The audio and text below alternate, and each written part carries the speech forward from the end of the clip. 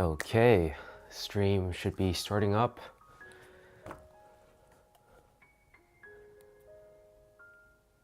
And today we're a little bit on the sore side. So our stretching is going to be a little bit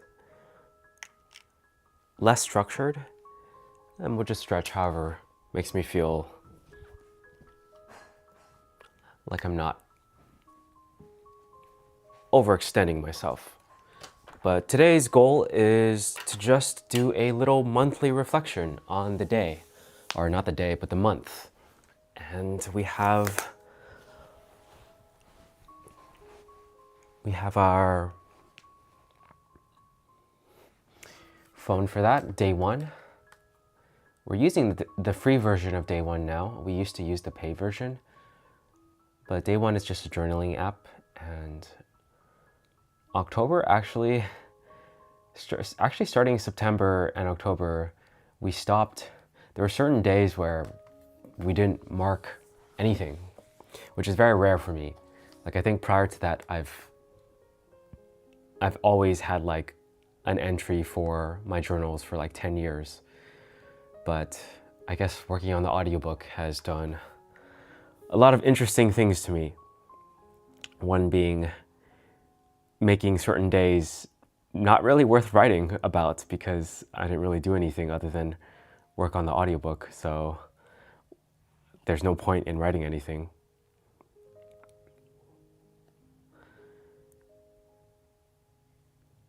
I'm gonna bring it up just in case. For this monthly reflection, feel free to also let me know how your month went. Whoa, what's up?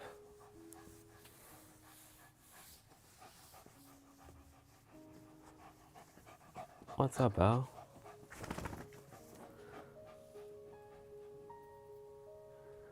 Okay, I'm just gonna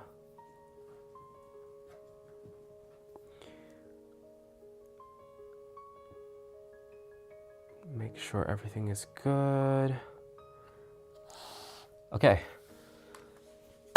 So for this stream, or for this monthly reflection, we're gonna do, oh gosh.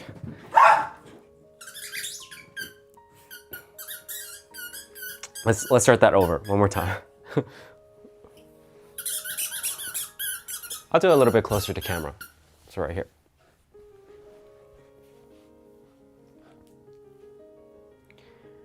Just give me 1 second, Belle. I need to introduce this because I'm gonna cut it up into a video. Okay.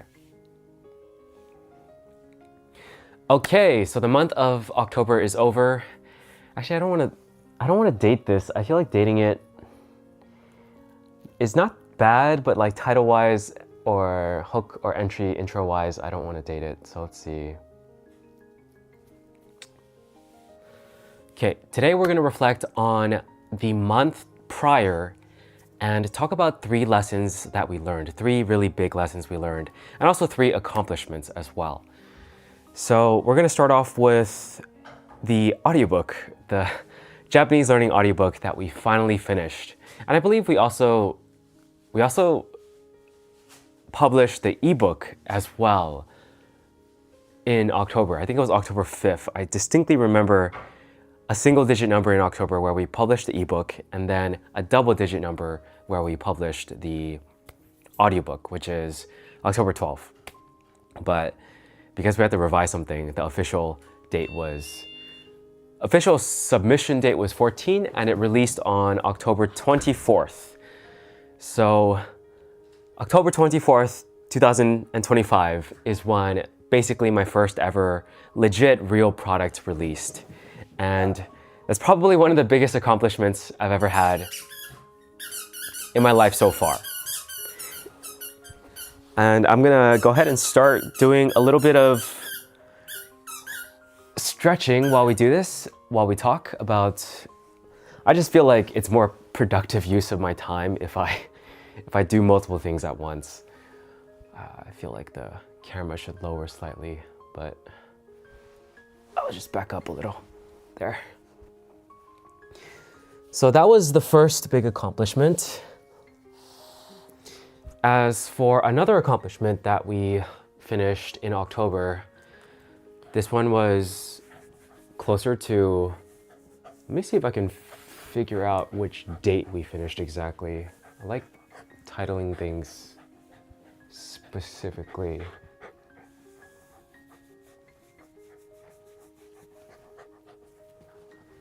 It might have been in September.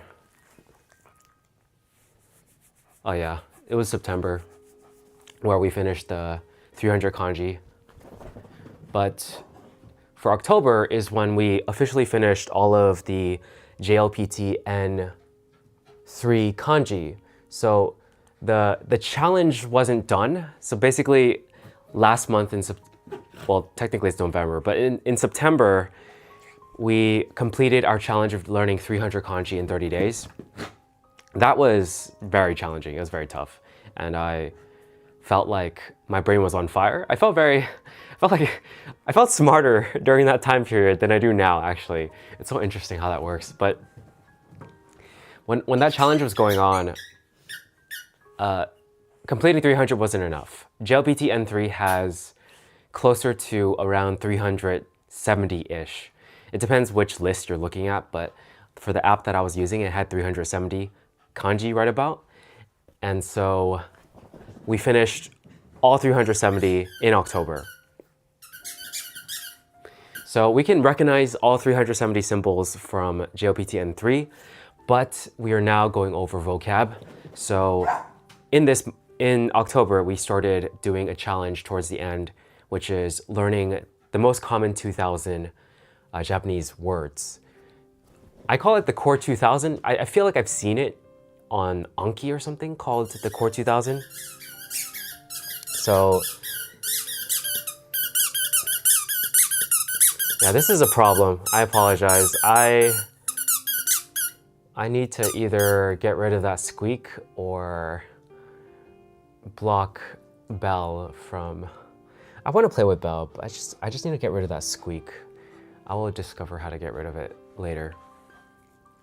But for the 370, it was pretty tough to actually go from 300 to 370 because after the challenge finished, it's like my motivation and some sort of fire left me because it was no longer a challenge.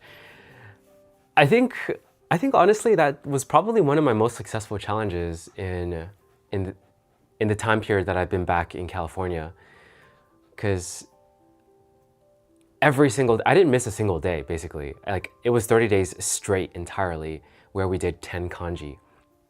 And that was like super consistent. And I was pretty amazed at the fact that I didn't miss a single day.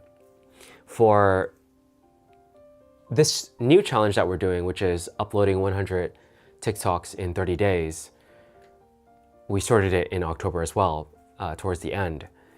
I've already missed 2 days, and it's just because it's really difficult, and also I've been doing it in a way that isn't really very good for making things fast. So, and I've done a lot more research in terms of how I should actually make things to get higher views. So I'm gonna apply all the advice that I've learned. So I'm kind of taking a small, I guess, pause or break, a small breath to be like, okay, gotta recalibrate and then go at it again. But that's another thing we started in October. I feel like there was a lot of things where, because of the audiobook and how long it took to finish, we had a lot of ideas in our head that just started coming out all at once in October, and it was not good. I feel like my inability to manage the urgency inside of me that I feel, and it's all self-induced. Nothing is like I have to necessarily do this. I mean, like, there are life situations where I feel like I'm compelled to grow a following or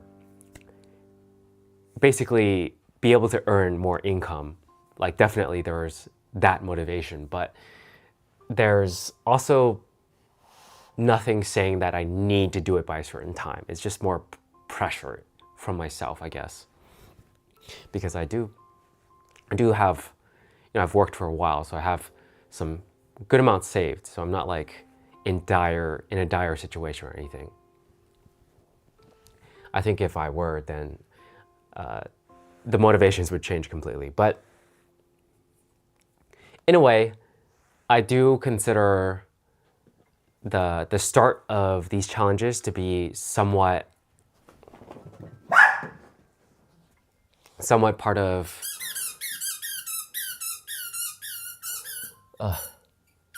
I don't think the squeaking is that loud on the mic, but it's pretty loud to me, to my ears. I'm gonna check the footage afterwards, but yeah, so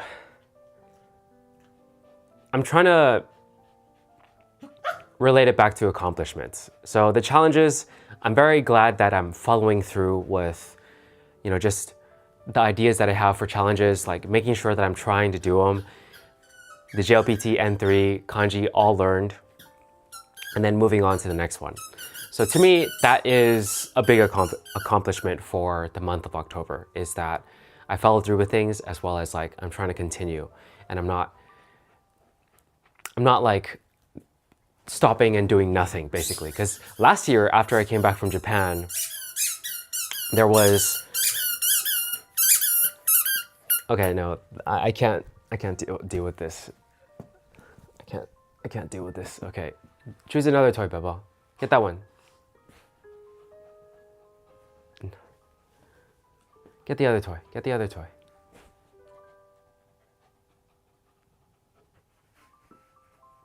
No, she really wants the ball. Okay, fine. Here. I'm just not gonna throw it anymore.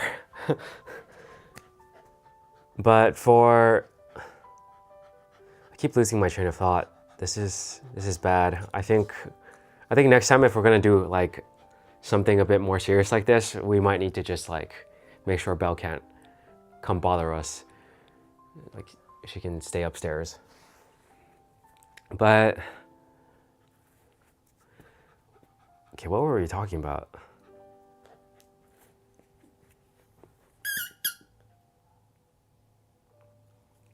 But yeah, for the third accomplishment for October, I would say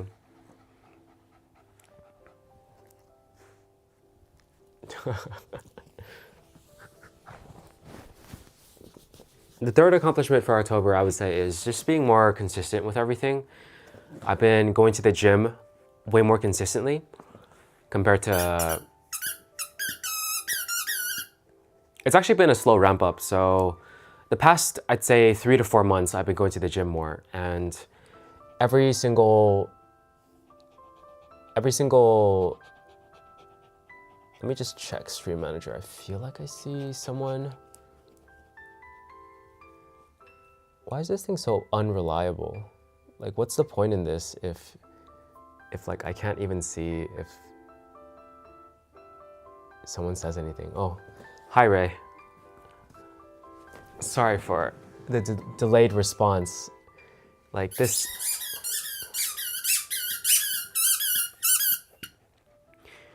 Yeah, I'm thinking maybe next time I try to mirror my laptop on my iPad, because the Stream Manager app on the iPad doesn't even show the comments. I need to refresh it, so it's like kind of pointless.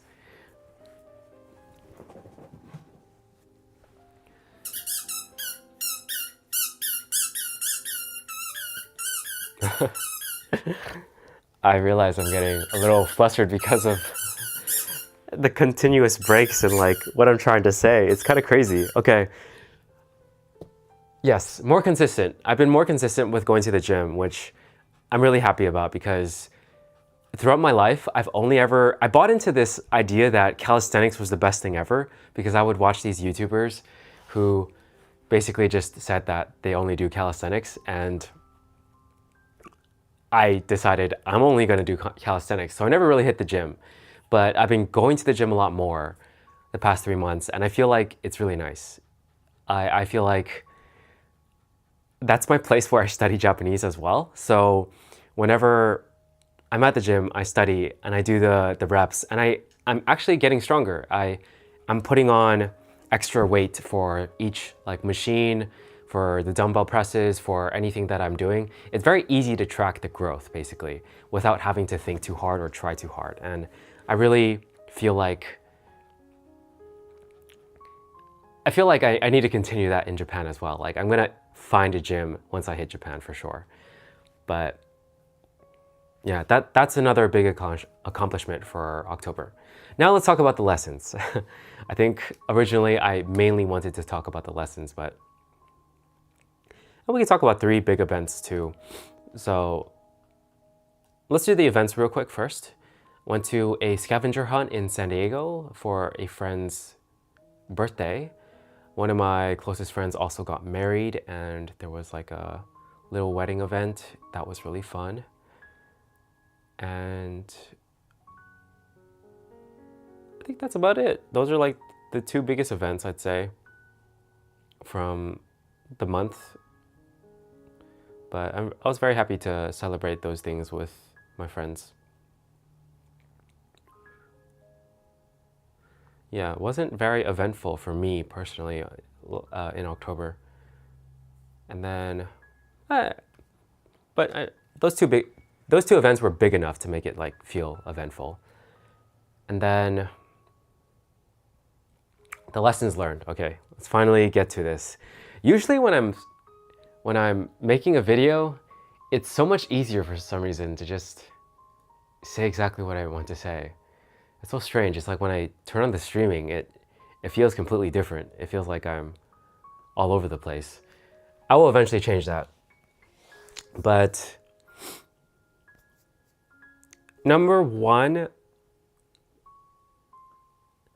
I feel like, let's talk about the audiobook. One of the biggest lessons I learned from creating the audiobook is that hard work, time, and everything like that, like to make something quality, to make something you're proud of, it takes hard work and time. And I don't think I've felt it as much as I've felt it like creating my audiobook. I think even though I have worked on hard projects before in my life, it's not the same. It's on a completely different level. I actually talked to one of my friends recently about her work and how she did something similar with a team and everything for her job. And she said the same thing. It's like your baby. And it's like something that you worked so hard on, something that you gave so much of yourself to. And it's like, until you feel that, it's really difficult to express how strong that feeling is. And learning it makes me want it more, makes me want to do the next project in that same way. And the wedding was in Temecula. Sorry. I once again could not see your message. Yeah, this thing is useless. This thing's completely useless. I need to look at my actual laptop. Okay, that's good to know at least. Stretching is quite nice. I feel like I've been in the same position for a while though, so I should change it because it gets kind of stiff once you stay in position. Okay.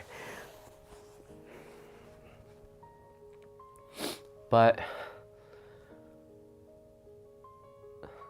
that feeling of accomplishment, that feeling of having worked on something so hard that it becomes a part of you, it's like your baby.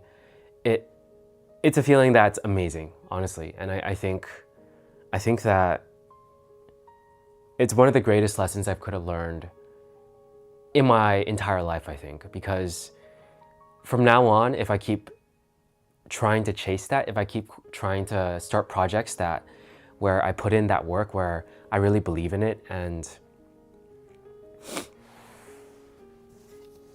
put my heart and soul into it and really work at it, I really think that'll take me to places that I've never reached before.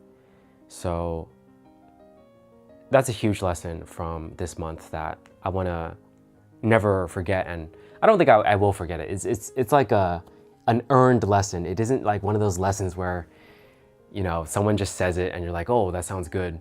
It's more like you've really internalized it or I've really internalized it because I have spent so much time working on that audiobook. Second lesson is also related to the audiobook. I think the second lesson is a humbling lesson. And I've talked about this before. I feel like there's been many occasions where I have told myself that I need to humble myself. And I don't think I've ever felt more humble than realizing that, you know, you've heard it before. Like, nobody cares about how hard you worked on something. Nobody cares about your emotions or whatever. It's all about them. It's all about everyone's own perspective of what's valuable and what they care about. So you have to convince them somehow to care about what you care about.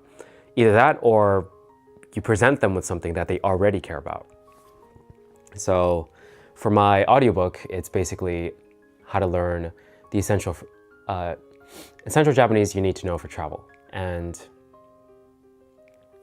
for people who are not interested in traveling to Japan or not interested in learning any Japanese, they're not going to care about it no matter what, unless they care about me. But most people online don't know me. Most people who watch my stuff don't know me. So it's very hard to sell that to anyone. And it's very humbling that you work on something for 500 plus hours and it's like, of course my friends and family are supportive, but for the most part, it's like no one cares. And that's the truth. And I do have to market it, and I have to be patient about that. And I'm gonna have a lot of time to market it, but sometimes you want that satisfaction or you want that sort of affirmation, like quickly, because you finished the project, you did the work, you went through the trial and you came out the other side, you actually made it happen. But there's no parade for you, there's no celebration really. I mean, I shouldn't be so ungrateful. A lot of my friends and family have congratulated me, for sure. But I don't know. It doesn't feel like, yeah, I think I felt more satisfaction and content having submitted it and having and seeing it finally online. I think that's what granted me the greatest amount of satisfaction. It wasn't anyone's sort of praise. It was more so just my,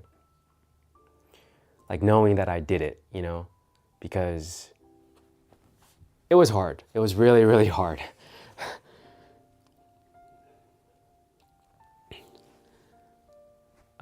And thank you for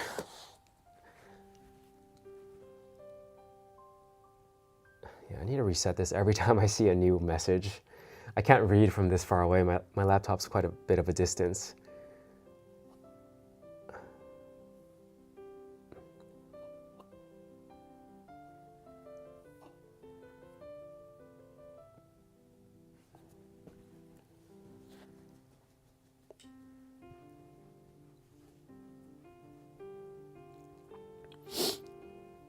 That's why you come to Twitch chat. Is there an app called Twitch chat?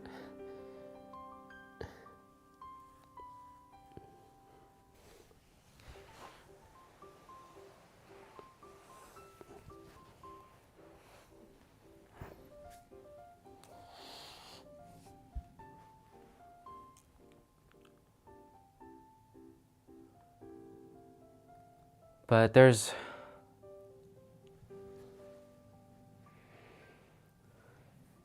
it's just a chat here in Twitch. Okay, well, I can finally see it being updated, which is really good. I mean, I'm on Twitch on my iPad, on the app, but I'm on my stream manager, but I could not see any updates on the chat. Maybe it's a glitch or something. I don't know what it is, but it was very annoying because I could see like messages pop up there, but nothing was popping up here.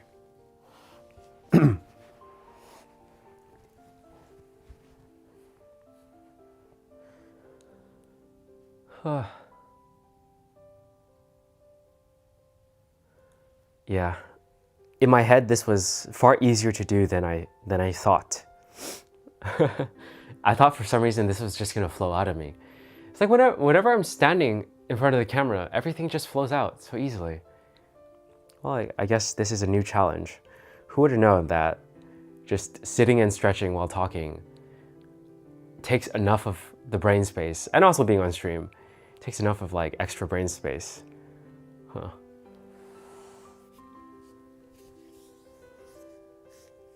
To slow me down.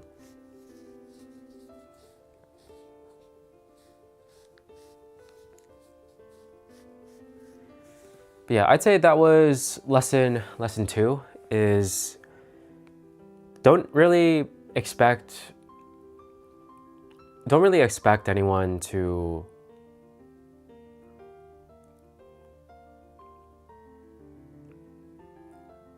understand how, like, to understand the work you put in for something. I don't know how to phrase it better. It's just like, you know you're the best, you know the work that you've done, you know how hard you worked on stuff. Other people are not gonna see that. Other people are not gonna see the hours you put in. Other people are not gonna know like what you went through to accomplish something, to do something. I think you kind of just have to hold that knowledge in your head, and in a way it's also pride, right? It's also you being proud of yourself for having done something that was hard.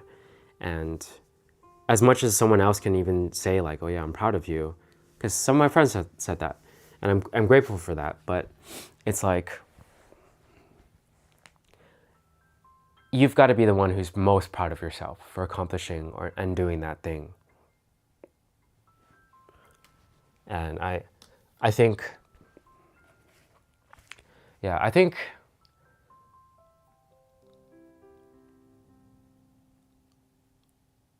that's kind of important to realize, because as I keep going with this, as I keep putting my heart and soul into projects that I do in the future, I gotta make sure I tame my expectations regarding like how others will perceive it or how others will receive it, because it can really take a mental toll, I think.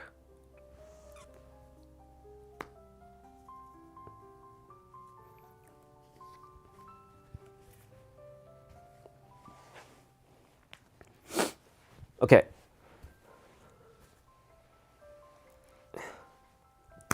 Finally, lesson number 3. And this one is, I'm not gonna talk about the one from yesterday. Yesterday was like one big lesson of me trying not to make the same mistake again, of focusing on quantity versus quality. So that's a lesson that I've learned previously already, but I talked a lot about it yesterday. I was just reminded of it recently. But this lesson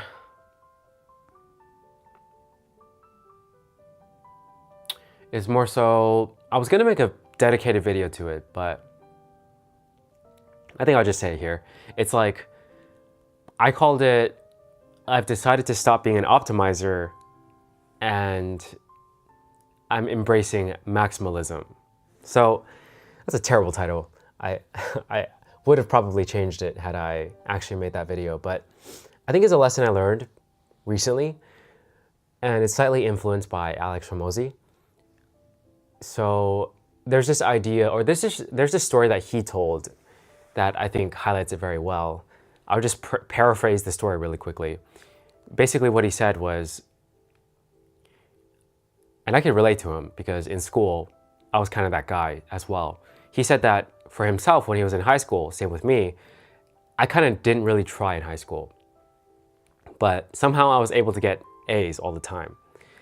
And it was because I just was able to study very well before the test happened.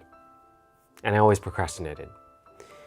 But he said that he like had a friend who was very dedicated and always studying all the time and everything. And at the end, his friend got into the college he wanted and he didn't.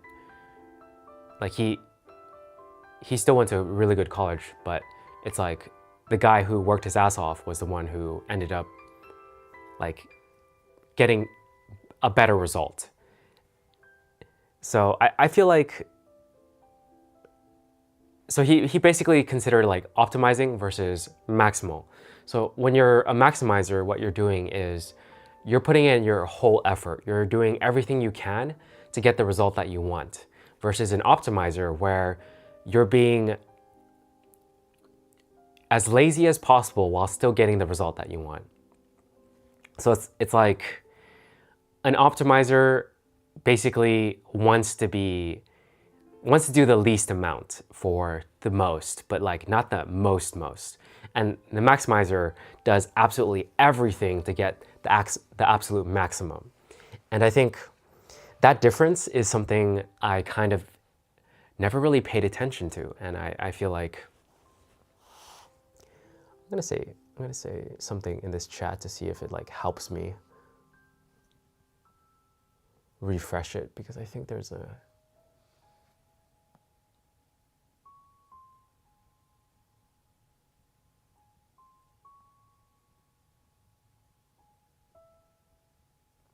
no, it looks like I do have to refresh this thing from time to time.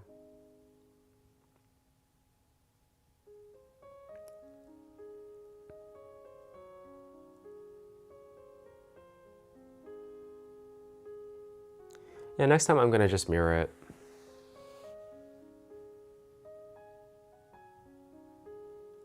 That sounds like Dr. Strangelove, How I Learned to Stop Worrying and Love the Bomb.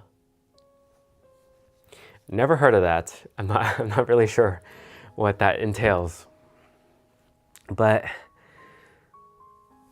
yeah, I think all my life I've been an optimizer where I've always thought, hey, I should just do the least amount to get the result that I want.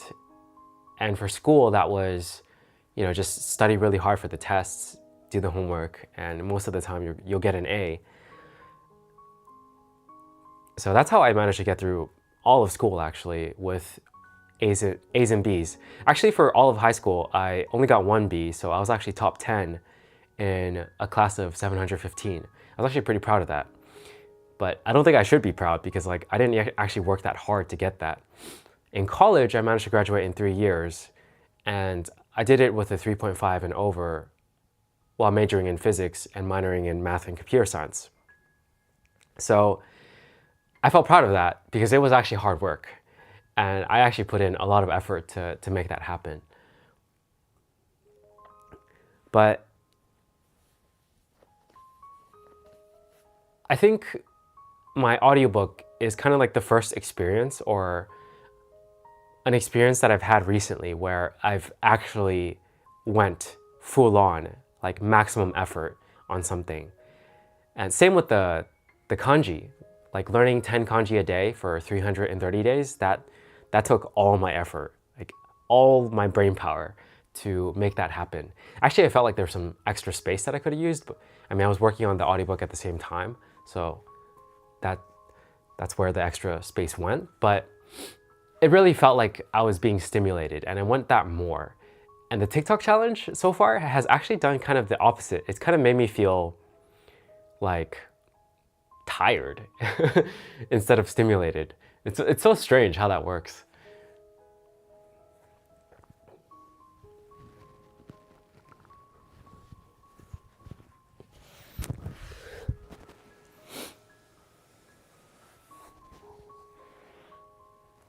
I think I have to do a little bit more reflection on that, because if learning 10 kanji a day makes me feel like good and stimulated, and it's still hard work because, you know, it's memorization, you're using brain power, but it's like, it makes me feel good versus like the TikTok challenge where I'm making a TikTok and I feel pretty neutral. I don't feel like bad. I just feel like it's a lot of work. But it can be kind of stressful to make that amount and also like look at the numbers and all that stuff. Like I feel like I usually don't do that. So looking at the numbers is like an extra mental toll. Like there's definitely an aspect to it that's causing the extra stress and extra like mental toll. And I'm not entirely sure what it is. I have to really think about it.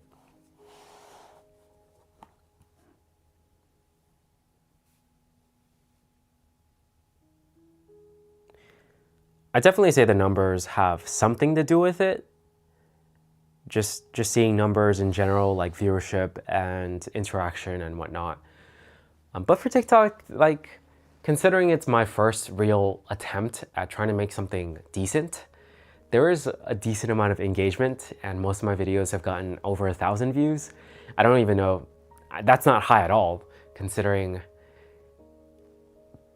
some videos have gotten like millions, you know?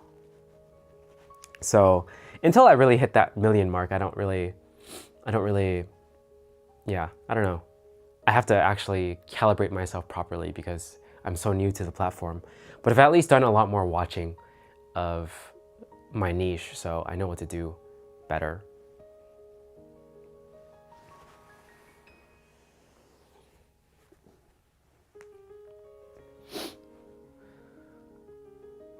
Anyways, we're still continuing with our gratitude challenge as well, posting every day.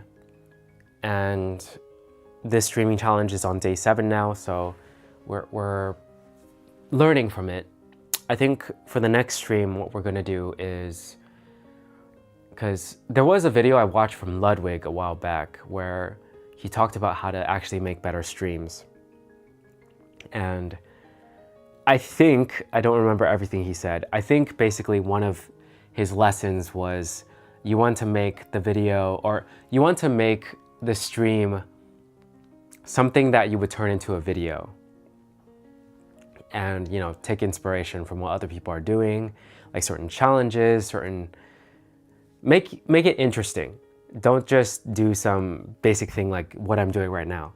So I think because my niche moving forward is related to Japan and Japanese, and I really do want to get fluent in Japanese, I might as well make that kind of like the centerpiece of everything. So my Japanese journey, my Japanese learning journey, basically. And so I'm thinking for the next streams, what I'm gonna do is just do like learning challenges on stream, where later, or once we finish that challenge, perhaps it's like a single stream, we can just make a video out of it. And so the idea has to be like pretty solid. And the first idea I had already, because I thought of all of this today actually, I was thinking that I can just try to learn a certain amount of Japanese phrases since I've been using AI for help for that. And basically, I want to be able to talk as close to a native as possible, and then I can ask one of my native friends to judge it at the end. I think that would be a pretty fun idea. And it can also be something like other people learn as well, like what are the 100 most common phrases in Japanese, or just things that you will hear for sure. And it has to be a phrase because I feel like I relate it back to the piano, where when I was playing by ear, I would only learn individual notes and individual degrees in the scales and be able to pick up that, but not like continuous patterns, which I consider like words and sentences. So I feel like that's what I need to do for Japanese. I need to learn more like actual sentences rather than just individual words or individual kanjis, because that's not going to help me speak properly, basically.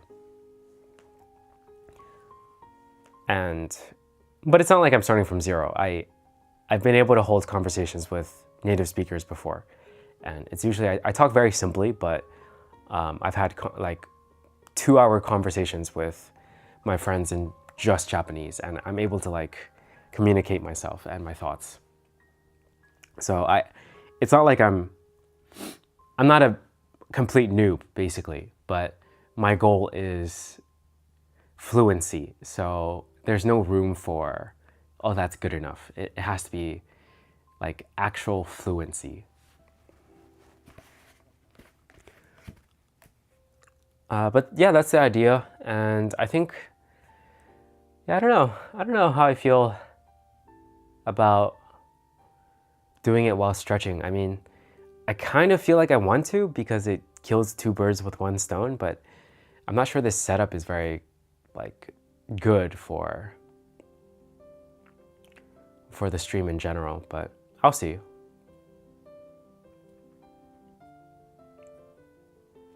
I think moving forward, we'll just keep testing. Okay. I think that's gonna be it for this one. It was just a smaller reflection stream and definitely a smaller stretching session as well. I didn't do too much of my usual routine. But yeah, we'll keep trying to build on like what we're learning as we go. I think we're heading in the right direction, and yeah, I want to document the journey along the way. Yeah, see you later, Ray. Thanks for chatting.